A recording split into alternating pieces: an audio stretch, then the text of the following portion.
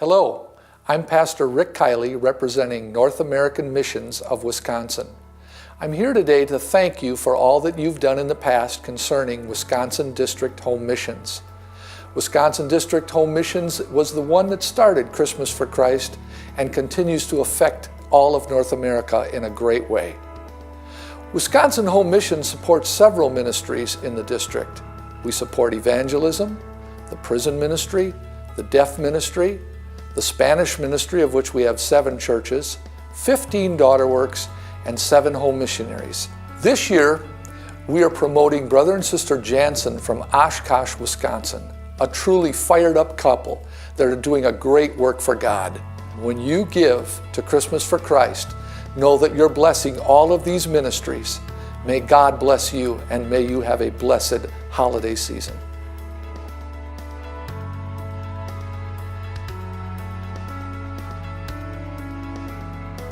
When you got up this morning, I don't know exactly what you've expected, but when you come into this place, there is life and salvation. You may have been in a flood. You may be in it up to your neck. You may be asking God, where is my answer? I come to tell somebody here that your answer is standing here waiting for you to come into His arms. God is doing something in this building, and it's not just in a service time. It's at any point that we walk in, He's ready to do if we're ready to make the effort and move forward. This place is unlike any other place in the world. This is why we send people out to your door in the middle of the week.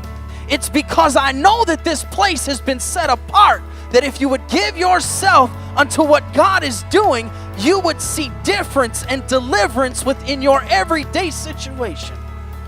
I'm 30 years old, so 14 years is a long way. When I met my wife in high school as some just kid off the street dealing with regular things that young people deal with. Pastor Jansen, as a young man, came into my life through my daughter. His family grew apart. His dad killed himself, and we took him in and we raised him as our own. I may not have understood it, but I was looking for an answer, for a void to be filled, and she invited me to a UPC church. And it changed my life. I don't suggest it, please understand. I felt the call to the Lord. I was on a pew. A missionary was talking, right?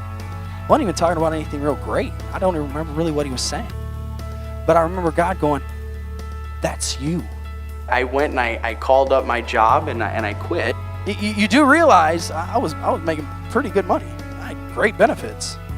It was a career. I was a corrections officer. It's cool. And I began to talk to my pastor, Jack Jansen, and I was explaining to him how I felt. I really wanted to see God move in my city.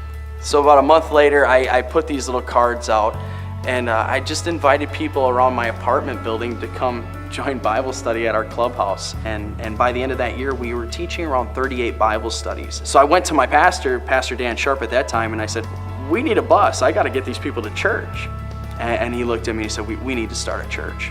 We're at a Lutheran church that we only had access to for Sunday afternoons from 2 until 3 in the afternoon, but it was also being let to other people.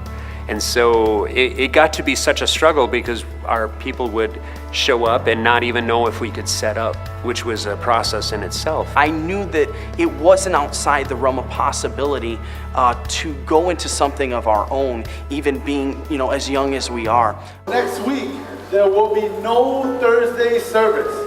Again, no Thursday service. But everybody is welcome to the new church. We'll be over there cleaning, touching it up, so. And so when 549 Washington Avenue showed up, we found that the labor of love that it took to get into the building didn't seem like it was going to be that big of a sacrifice in compared to the tear up and set down that we had to do previously. Elisha has a job. He had a family, a place to live, possessions, responsibilities, but he gave it all away when the man of God came and said, follow me. I won't go back. This this song. It was victory. I'm moving on. I'm not coming back. I'm slaughtering those things that produce the living. I'm getting rid of those things that made my life okay, because you're my portion. You're my number one. You're my everything. I will follow wherever you go. I'll do what you do, eat what you eat, say how you say it, and not be afraid. I will not be afraid. Look, church, I will not be afraid to give up everything that I have in order to pursue His will. In order to get this building, this church building, the Jansons had to give up their home to move in here. He will be living in it with his family in a 3-room upstairs apartment. There's an account of Alexander the Great, who was one of the greatest military minds in history. It seems that the great general was about to lead his men into battle against a great foe who greatly outnumbered his own. Because of the odds against them, his army had shown little enthusiasm for the upcoming battle. When Alexander finally unloaded his men and equipment on enemy shores, he issued an order for all of the ships to be burned.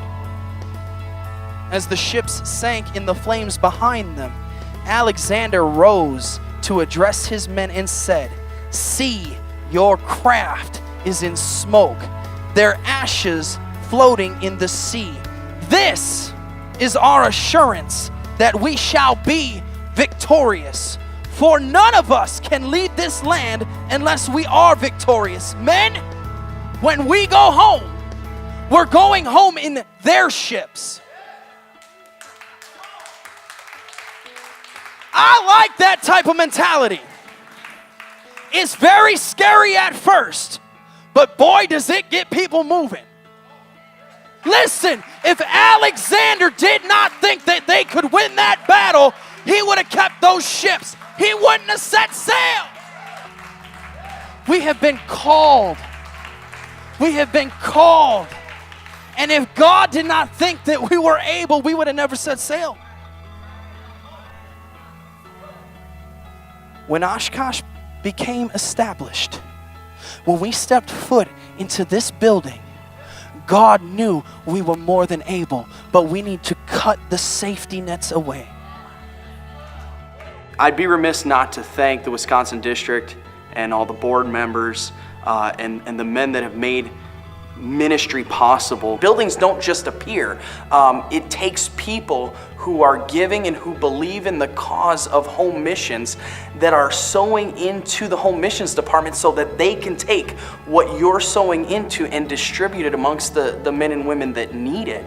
When we get involved in home missions, what you're allowing is these churches to grow and be able to extend further into our foreign fields. We're producing homegrown churches and other ministers that are going out and touching areas we never thought possible. And this is happening right here in the state of Wisconsin. There can't be a second option. There can't be another choice. This is it. We're either going to win and be victorious here, or we're going to die. And I don't believe it is God's intention that we die. It is His intention that we live, and not just live, but live victoriously. We will stand here and be known as people of the name. Holiness that separates us unto you. My God, we need you. My God, we glorify you. There is none like you in all the earth. I will not be ashamed. I will not be ashamed of the gospel. I will proclaim you to the world, Jesus. Hallelujah. Hallelujah.